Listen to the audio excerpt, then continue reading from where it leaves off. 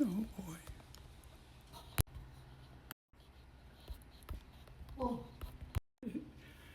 Do you care? Do you care?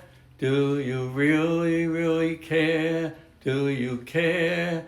Do you care that 3/4 of all the food products in Costco and in all stores just about contain sugar?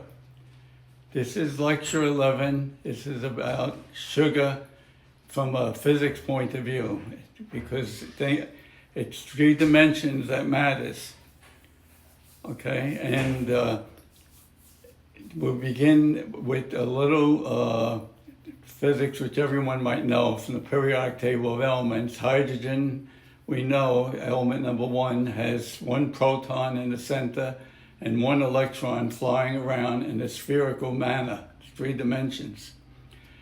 Oxygen has 8 protons in the nucleus in the center, and 8 neutrons also, by the way, and 8 electrons flying around within 3 orbits or suborbits. And finally, carbon has 6 protons in the center and 6 neutrons also, and 6 electrons fly around in 3 shells, subshells, about the nucleus. Water, for instance, H2O, consists of 2 units of hydrogen, and the electrons connect to the 8 electrons, the outer electrons within the oxygen, and it makes a 3-dimensional configuration.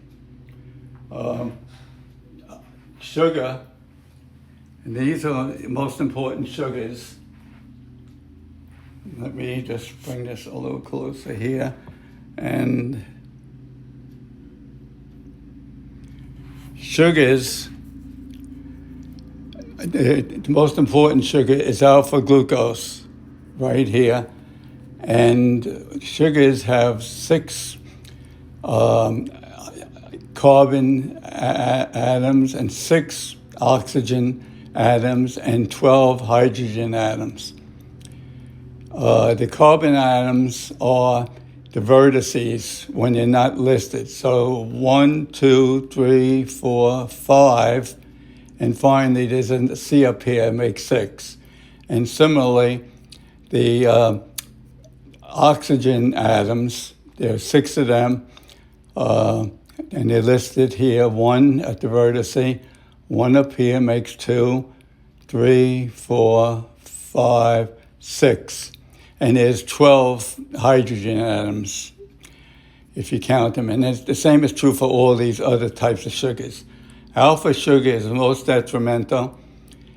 It's the one that Warburg mentioned, 1929, that promotes cancer and metastasis.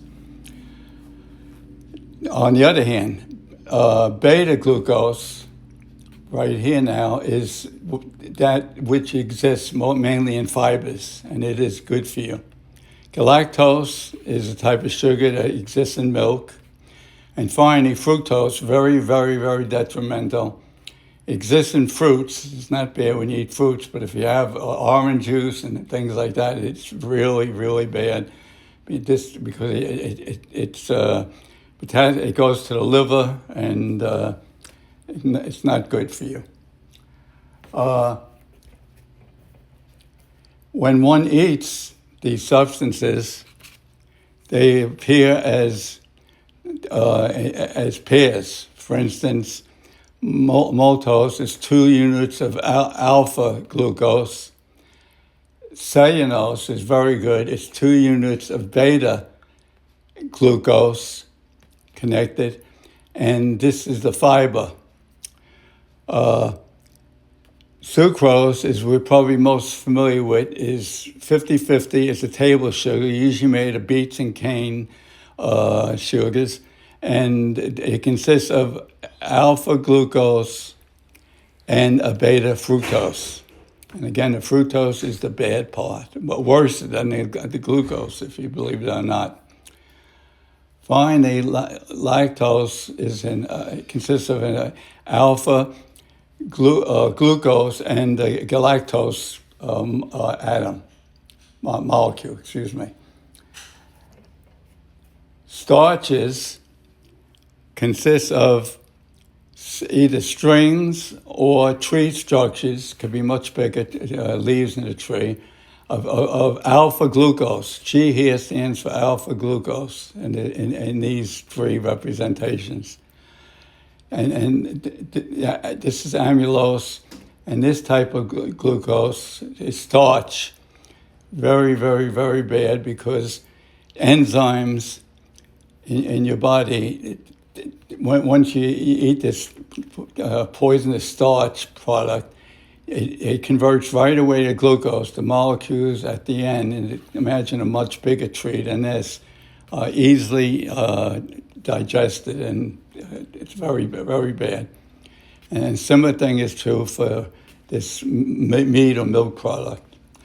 Finally, the cellulose, over here now, it's a G, upside down G, a G, upside, and so on and so forth. It depicts beta glucose modules in a string structure. And this is essentially fiber.